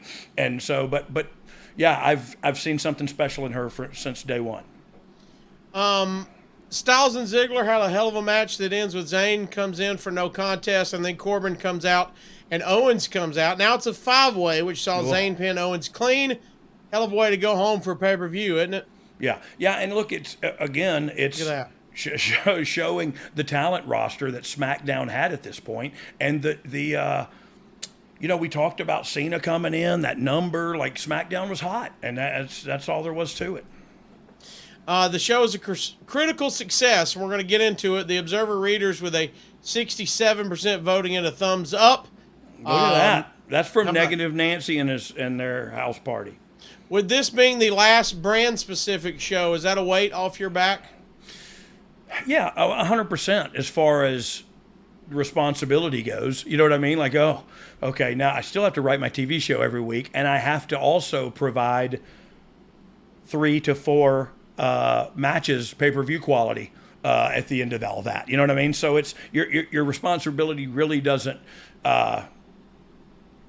get you're any. Still doing things you're still doing the deal. You know what I mean? You're still grinding, and that's again, that's what we love until all of a sudden I can't handle it anymore, and I take my ball and go home. With it being the last brand-specific show, how does the talent react to that? Are they happy about it? Are they indifferent? Hey, I just want to make sure I'm getting my stuff in, or what? Yeah, and you know what? Truth be told, I've never asked any of the talent about that. You know what I mean? Because you just asking me, to be quite honest, is the first time I've ever thought about how did I feel when we went back to, you know what I mean, to dual branded pay-per-views or premium live events, whatever we're calling them. And so I would love to talk to a AJ Styles or a Dolph Ziggler, someone who was on those PLEs at the time, and see what their take is. Dog, before we get into this, if you're going to any kind of premium live event, kind of like this one is, you know what I mean? This is a premium live event. We've got people watching. These people who are watching right now? Yeah, from the top guys and the top gals. But if you're going to go into a premium live event, you want to be looking your best, my friend. Yeah. And spring has sprung. Every girl's crazy about a shop dress man. Look, sorry. I know we're deep here. We're February, Marches, and we're having 80-degree days here in Alabama. So spring has sprung, and if we want to look good at a premium live event, our friends at Manscaped, the leaders in below-the-waist grooming, have the best tools for look some how spring confident I cleaning look right in there. your pants. Trust me. I am insecure, but look how confident I am right there. You're you want to like, know why? What are you? I'm just going to let you think about it. Continue, please. Well, you look like you're like, what do you not want to look good and smell you good? want to look like Captain Caveman. Your confidence will be blooming like the flowers. Look your best this spring and join the other 8 million men who trust Manscaped. I believe that's 8,000,002 because me and you are proud Manscaped members. Proud. Well. I got that little bag right there too. Oh, do you really? Yeah, I got that look good at little toiletry bag. You use code DOGG, you get 20% off and free shipping at manscaped.com. Boy, how about this? The best trimmer, the best nose hair trimmer. There's other things that the weed whackers, the nose hair trimmer, and the crop preserver, ball deodorant. Oh, all of the above. Crop reviver toner. Have them things looking as smooth as the chicken eggs in my yard, baby. Performance boxer briefs, and boy, you got the travel bag, man. That's a good deal. Well, I got the shirt and the boxer briefs or whatever that other thing is, but they were for like a normal size man, and they did not. I think they sent me the bag because they were like, "Bless your heart, we don't have any underwear to fit you, sir." Hey, we got the beard trimmer too, man. We've tamed our manes, baby. Yeah. We have tamed our manes. Do you use the weed whacker? Are you on the? Religiously, by the way. Do you? Because, yes, I got the plugger right there on my, the charger, right there on my, I don't know what the plugger is. I don't think Manscaped provides that. But they do provide the charger for that weed whacker, and I plug it in, and I use it in my ears because I'm old, up my nose because I'm old, and Plus, I think that's it. I think that's where I use it. I was about to say, I couldn't wait to see where it kept going. It was the nose and ear hair maybe trimmer, the sides of my eyebrows. eyebrows. Like the side of my eyebrows and in between. Oh, really? The unibrow a little bit too. Okay, well, they have also got thankfully for you, they've got the proprietary skin-safe technology. That's going to keep you from unplanned bleedings, my friend. Is what that's... Many unplanned bleedings. But it wasn't a commit, it was... Anyway, keep going. Unplanned bleedings. That's not a thing with proprietary skin-safe technology. Nope. Plus, it's there with the Lawnmower 4.0. Look, we all know we don't want to think about dog, but if we do, look, this trimmer is designed to trim hair on loose skin. So, his balls might look like punching bags, but don't treat them like one. You know what I mean? You know what I mean? Honey, hush. Hey, so yes, I do know what you mean. And that's what they're talking about with the technology. It was designed with this in mind. Yes. And so if you're doing it with something different, you're doing it wrong, and you're probably figuring it out every night with some unintentional bleedings.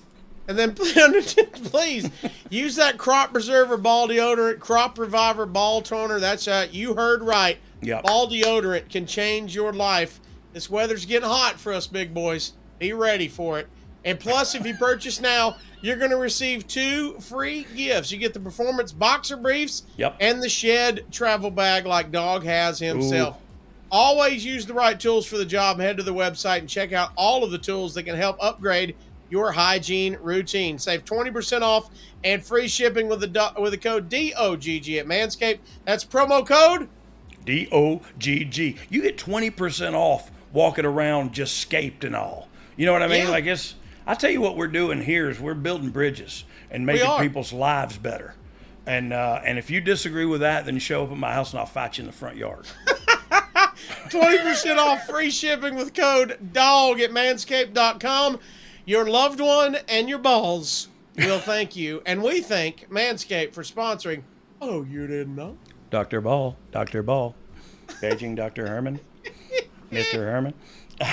All right, here we go. Let's get into this. You ready? No. Here we go. Finally, an hour 20 in, we finally get to Fastlane 2018. What the topic is. Okay, good. Let's run through these.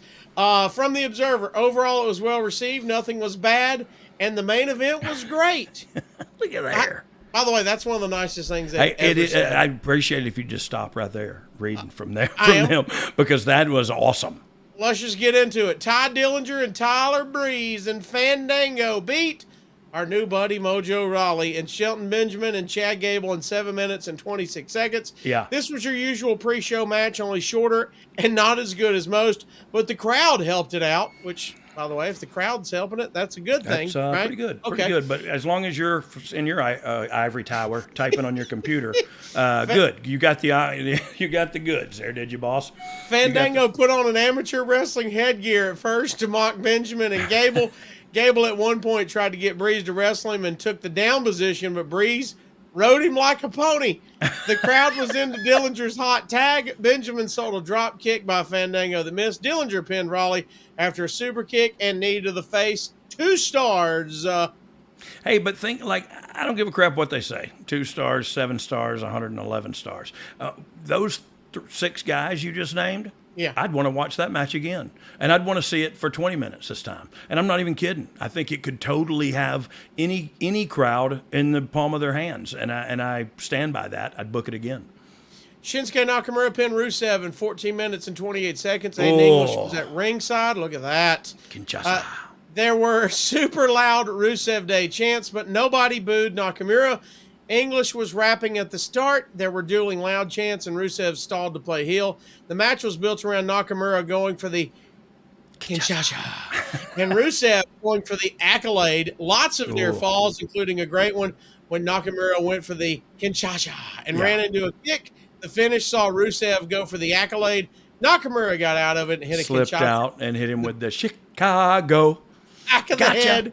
And another to the front of the head for the pin. 3.5 stars. Nakamura looking strong going into WrestleMania, Dog. What were your expectations of him at the top guy role? Yeah. Look, I didn't know. And I'm going to be honest with you. I've never been to Japan. I've never wrestled in Japan. We actually have a live events tour coming up that I'm going to try to get on just so I can say bucket list. I've been to Japan and eat at Ribera's Steakhouse.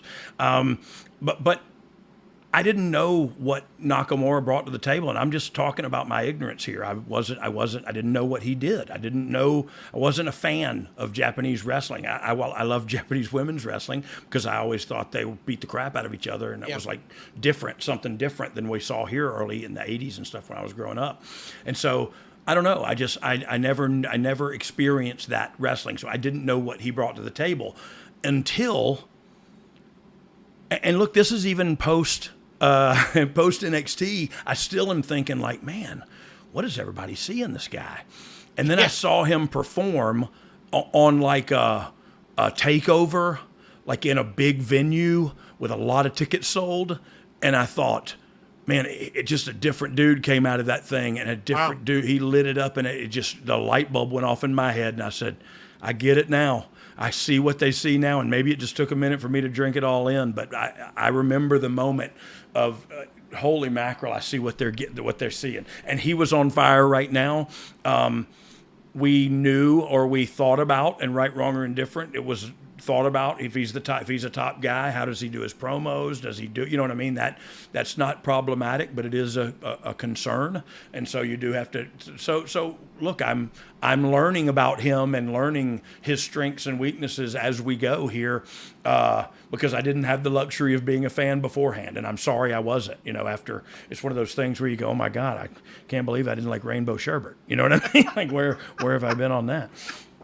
But that was. So I was learning, and I was learning right now. And I, honestly, I'm a fan, and I said this before, I'm a fan of speaking in your native tongue and using subtitles, because I think if you're a global company, there's no reason not to have and look, that's just my feelings too. There's no reason not to speak in different languages. People do that. But I forgot where we were at again. Subtitles could have worked for him. Yeah. That was the thing was I was learning about what is this guy going to look like if he's a top guy? Because look, sometimes you don't see that until they get kind of there and you go, wow, this dude carries it well. Some dudes you get there and you think this guy's going to be a failure, and they carry it well. And so I was learning about Nakamura, and will he be the top guy? We're talking about 2018. This is 5 years ago. He's still in the conversation, Randy Orton pinned Bobby Roode in 19 minutes and 27 seconds to win the U.S. title. A well-worked match. It started slow since they were going long. Really, this was very slow, but in a Harley race way. Yeah. And to me, not a boring way. Well, so I don't know who's reading this, but for once I agree with them. It was not what I expected. And I don't mean that in any disrespectful way to these two talents, because these two talents can work circles around me, and there's not even a debate. So my point was, I expected something different, as did this reporter from The Observer, which I believe his name is Negative Nancy or something like that. I'm not sure. Continue. After the match, Jinder Mahal attacked Orton. Roode then saved Orton and laid out Mahal with the glorious DDT. Roode then hit Orton with the DDT, and his music played when it was over, even though he was the one who lost the title. Boy, that's when you know your music's over right there. 3.5 stars for Randy Orton winning the U.S. title. Yeah. Well, look, it was a great match. Like he mentioned, it was just methodical, and sometimes, like he mentioned, Harley race. Harley worked that way. It was different. But if you had two Harley races in there, the chemistry might be wonky. You know what I'm saying? So that was, anyway, not saying anything derogatory about any one of those talents. Never would. Natalya and Carmella beat Naomi and Becky Lynch in 8 minutes and 51 seconds. Solid wrestling, but the crowd wasn't as hot for this as the prior matches. Natalya distracted Lynch by hitting her with the Carmella's briefcase. Lynch then got super kicked by Carmella for the pin. They are giving Carmella a push, so it feels like a briefcase cash-in attempt should be coming soon. 2.25 stars. It's crazy to look back 5 years and see where Becky is compared to her right now in this match that we're talking about. Yeah, incredible. For sure. And we just beat her. You know what I mean? She just got beat. She didn't even win in a tag match. Yeah, and so that's, but look, I thought the women's division was really hot at this time too. I thought Naomi was just coming on the scene and was really, really hot, and her new entrance was, I don't know. I just thought, and Natty's Natty, you know what I mean? She's a staple in the women's division in WWE, and so, and there you have Becky. Like, I don't know, the women's division was hot. He mentioned the crowd not being hot. Sometimes, you know what I mean? Sometimes things happen and they don't like it, and so they're not hot for it. You know what I mean? Maybe they wanted Becky to win. I don't know. And it's hard to keep a plateau in a live show. 100%. It's hard. It's just somewhere come down for just a second. Exactly. And you have to know that, or you swim upstream in making your order. The Usos retain the tag titles, going to a no contest with Kofi Kingston and Xavier Woods in 8 minutes and 57 seconds. The match was going along fine. The idea was that each team was doing the other's moves. The Usos used the Midnight Hour on Kingston. Woods did all the super kicks. Kingston did a splash off the top rope on Jay, and the Usos did a double dive. Then Harper and Roman came out and destroyed both teams. It was a real first-class massacre. The big spots were a double suplex on Woods on the floor. Harper power slammed Jimmy on the floor. Rowan then slammed Jay on Jimmy and slammed Harper on both of them. Rowan did a splash on both Usos. Rowan went for the sledgehammer, but the Usos escaped. The final act was a double-team powerbomb on Woods on the ring steps. Woods was taken out on a stretcher. 2.5 stars. Buddy, we've talked about it before. How dadgum cool were the Bludgeon Brothers in destroying these four? And how did Vince not push these guys to the moon as Monster Hills? Excuse me. I don't know. I'm getting choked up here. But so he wanted to, and again, anytime you book such a dominant tag team, it kind of books you in a corner. Who do you have to have come together to beat these guys? Right. And so immediately you go like, okay, well, they can't beat them. They went out there and killed the Usos and New Day. You know what I mean? Like, together. Yeah. All four of them. They've just killed all four of them. Yeah. And so look, that is impactful, and that is making a statement up front. But then and once they get the titles, it's now we're in a difficult spot because they can hold them for a while and they can have great matches too. Because I firmly believe those guys, Big Red was really coming into his own with his timing and his psychology and Brody, Luke Harper, God darn, he was so great coming in, just his instincts, his everything about his self in this industry and in that ring was right and good. And so, and Red was catching up, is my point. And so those guys could have great matches, but they were just going to have to beat everybody. And is that smart from a business standpoint to have these big bad guys, the champions, and you're not going to sell a lot of merch of theirs, and you're not going to, you know what I mean? Like, it's just a lot of things go into each decision. And the decision was made after they held the titles for a while. How do we continue this? You know what I mean? Who do they go through next? Next up, Charlotte Flair pinned Ruby Riott to keep the women's title in 13:44. These two, while not exactly gelling together, there's a lot going on in this match. We saw Morgan and Logan come out. Asuka's there. We've got all kind of stuff. But Charlotte does get the pin. They still had a great match. The story was great. Charlotte and Ruby Riott, two good ladies to have in the ring together. I agree 100%. Look, whatever you just read, it was all awesome representation for the women's division. And look, I'll tell you another thing for me, and this is just personal. Ruby Riott had SmackDown Women's Champion written all over her with the Riott Squad behind her. That's just where I wanted to go. And it was, I'm just a huge fan of hers. I think she's unique. She's an individual. She's great at wrestling. Like, she's got an indie fan base that's buzzes about her. Like, I just saw there was no downside with Ruby Riott. And so I just wanted to throw that out there. Asuka came out after that match, got a huge reaction in the fans. Realizing immediately she was there to challenge Charlotte at Mania. There was some talk that possibly this was a swerve. Was this always the plan to have these two at Mania, or was it a last-minute change the way some people, including the Observer, reported it was? No, it was probably a last-minute change. But look, a lot of times that's what happens, is because you have an idea and a better idea presents itself during execution of first idea. You know what I mean? And so things a lot of times don't change because, something went wrong. Things change because something went righter. You know what I mean? Yeah. And then wrapping it up, AJ Styles retained the WWE title in a 6-way over Baron Corbin, John Cena, Dolph Ziggler, Kevin Owens, and Sami Zayn at 21:52. Tell what me a how shot well to that, have, buddy. Wait, that's a beautiful shot right there. This was an all-action and good twist and turns. Everyone looked good in their roles. Cena opened up doing the AA on Zayn, Owens, Corbin, and Ziggler to clear the ring of everyone but he and Styles. They did the yay boo spot as Cena went for the double A on Styles, who landed on his feet. Then everyone attacked Cena.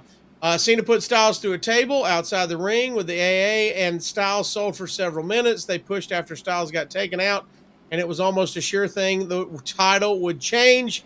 Everyone was taken out, leaving Owens and Zayn in the ring. Owens told Zayn to lay down for him. Zayn did. Owens was leery but went for the pin, and Zayn went for the small package. Then he did the hockey fight spot. Owens went to the super kick Zayn on the floor, but Zayn moved, and Owens nailed Shane McMahon.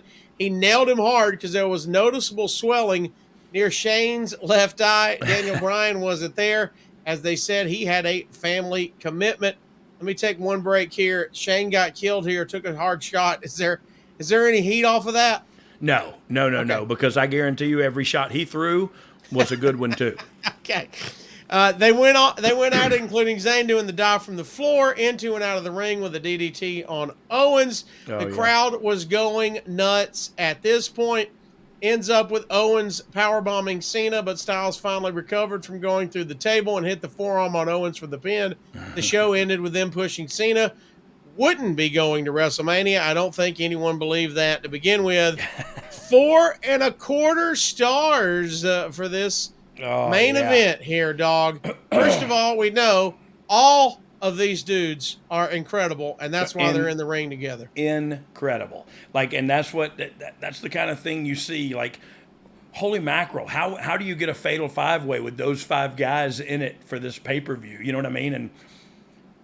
And again, horrible with fractions, several of those guys are still on top in the industry right now. Yeah. You know what I mean? And so it's just kudos to those guys for being awesome and reinventing themselves along the way. Dog, before we get to some fan questions, let's tell everybody how they can save some money with our buddy, Mr. Conrad Thompson. All right, by now, guys, you know I love talking about old wrestling. What you might not know is it's not my real passion. My real passion is helping people save money. My real passion is getting families out of apartments and into houses. My real passion is getting people's finances aligned so they can retire on time. I hated going to Walmart and seeing the greeter being 80 years old. She should not be working. She should be home. Why is she still working? Because she still has a mortgage. I want to help avoid that for you. The other thing I want to help you with, let's make sure your kids don't get saddled with student loans. If you've got a student loan, why did you get one? Maybe because your parents still had a mortgage. I'm not saying that to be funny. I'm being sincere. There's only so much money to go around. What I want to help you do is figure out where you are right now and where you want to be long term. And I do it at SaveWithConrad.com. I've been doing mortgages for more than 20 years. And during all that time, we've helped tens of thousands of families change their life. I mean, routinely, we're helping our podcast listeners save $500, $600, $700, $800 a month. But more importantly, get them out of debt faster and with cheaper monthly payments. But if you don't think it can happen for you, let me just tell you this. We are not the bank. We don't say no. We say not yet, but here's how. We're going to get you a game plan on how to improve your credit, how to save a little bit of cash, and how to get into that dream house. Maybe you're already in the house, but it would be nice if someday we could put a pool in the back, or one day we want to upgrade to hardwood floors, or remodel the kitchen, or get a badass master bathroom. I can help you do all of that with no money out of pocket right now at SaveWithConrad.com. You don't need perfect credit. You don't need money out of your pocket. And if we can't help you save some cash, we won't waste your time. Check it out, SaveWithConrad.com, NMLS number 65084, equal housing lender. And hey, y'all, don't take my word for it. Check us out. We've got an A+ with the Better Business Bureau. And as if that's not enough, go look at our reviews. Read them and weep, haters. ConradReviews.com. You'll see more than 1,000 5-star reviews. Our average review is 4.72 stars. Find out how much money you can save. Take control of your life in 2023 by taking control of your finances. We're going to show you how to keep more of your own money. If you've got credit card debt, what are you paying on that? 14%? 28%? You know you can do better. With the mortgage, though, you may not know this, the interest you pay is tax deductible. And we can even show you how to skip your next 2 house payments. So if you can get a lower monthly payment, pay your debt off faster, get a greater tax deduction at the end of the year, and right now, right after the holidays, skip your next 2 payments, buddy, this is the biggest no-brainer in the history of the world. Find out how much money you can save right now for free at savewithconrad.com, or hey man, shoot me an email directly, conrad@savewithconrad.com. All right, Dog, let's get some fan questions from the Dog Pound. MMX Punk says, one would hope that we as fans can see a return of, say it with me now, glorious Bobby Roode. Dog, do you think there's a chance we could perhaps see a glorious entrance in the foreseeable future? Yeah, for sure. I would love to have that just because. But look, what I'd like to do more than that is have a Beer Money reunion. And I don't know if you could go with the same name as Beer Money, but I think there's something there. You know what I mean? I think there's a run there on one of the Raw or SmackDown rosters, and so that's something I think about too with Bobby Roode. Outlaw Corey James, hashtag SkankLife. Yep. He says, I was a huge fan of Orton with the United States title. Do you think it lost its importance in years before that? Why or why not? To me, it's the most prestigious. He said, by the way, I can't believe I haven't said it yet, but thank you for your service. Hashtag America. America. Hey, no, thank you, SkankLife. Hashtag SkankLife. But what was this question again? The importance of the United the US States title. Do you think it lost Look, anything? It has, but not. Like, I think Cena, Orton having it, Cena having it, doing those open challenges, man, it elevated it to a place. I think lately wrestling was in a downturn, and so every title kind of felt a little different. Lately, it's been really good, and every title's kind of, that U.S. title right now is a hot thing, and main eventing live events across the country, and doing so and selling tickets and producing, you know what I mean? And so Austin Theory is doing a heck of a job. That title kind of goes up and down, but it's important to have, look, I love the United States title. I never held it. I don't even think they had one when I was there, but I have one now because they gave me one because of my service. It says Brian James on it. Nice. But it's a beautiful title, and it's for the United States Championship. Like, I'd love to have won that title sometimes. Like, I just have one at my house. It's not even real. Well, Dog, there it is. Fastlane 2018 in the books. Before we get out of here, just want to do a couple quick housekeeping things. First, thanks for all the top guys and top gals who watched along with this one. Yeah, thank you guys so much for watching Also, along. if you want to be a part of this and other things, be sure you're a part of adfreeshows.com for only $9 a month, as low as $9 a month. You get incredible bonus things like this, plus bonus contents, shameless plug, starting the brand new show, The Mailbag with Nick Patrick, baby, hosted by myself. We're going to be doing that and a ton of other bonus watch-alongs. Dog? Yes, sir. This has been fun, man. It's been fun to interact with everybody. So were we skipping segments, or are we just? No, we're gonna get them in. Oh, okay, okay, awesome. I'm sorry. Been fun to interact with anybody. Yeah. And before we get out of here, we've got two deals: the Topp Dogg, and the Thankful Minute. Let's start with our Topp Dogg, and that is where we give you 3 different sports entertainers. You tell us, are you a better sports entertainer than that person? To figure out if you are the Topp Dogg. These are all from the side chat, Dog. Okay. Here we go. First one. Goldberg, are you a better sports entertainer? Come on. That's the picture we put up of him. Jiminy Christmas. Look. Yes. Okay. Yes. All right. Next up from the side chat. Well, let me just justify. Okay. Ask me if I'm a better football player. Are you a better football player? Hell no. Okay. Cool. Thank you. Next up, Are you a better sports entertainer than Naked Midian? Oh, come on, my man. I'm going to say no. I'm saying no. That's the finest form of entertainment there is to have. And it's also the oldest form of entertainment in the world. Look at that. That's peak physicality right there, guys. Learn to accept Hey, it. what's he wearing under that fanny pack is what I want to know. Just a fanny Inquiring pack. minds want to know. I hope it's been Manscaped. That's whatever Doc Holliday on his arm there. And we actually got some of our it tattoos. is. We actually got some of our tattoos together. Nice. Yeah. And last but not least, Mr. Robert Fuller, are you a better sports entertainer? Oh my God! Now, good God, Gertie, here we go again. You got to show God. that.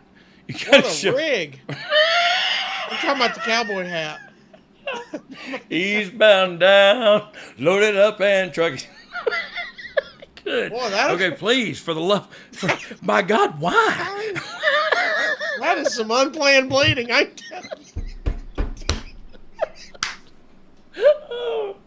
Good God, Gertie. Now, I'm going to say no. I'm going to say no. Yeah. Dude, look, this also has a lot to do with how I was raised and what wrestling I was raised up on. And I was raised up on Robert Fuller.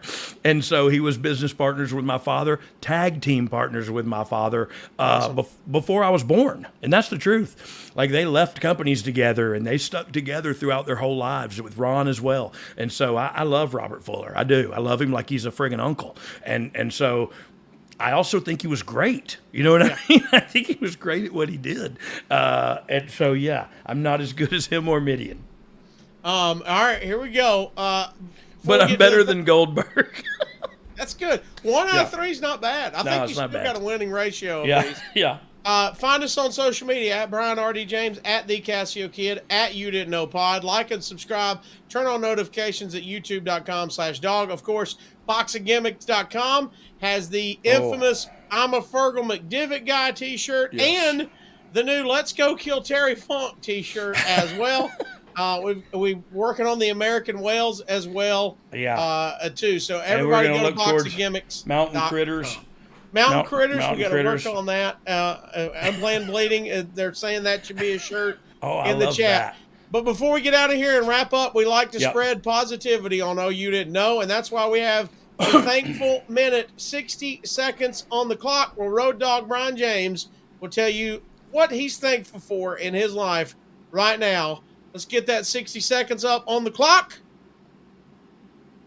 and go. Oh, God. So, look, this is a mixed bag of tricks, and I started off talking about this. We lost our female pit bull, Diamond, recently.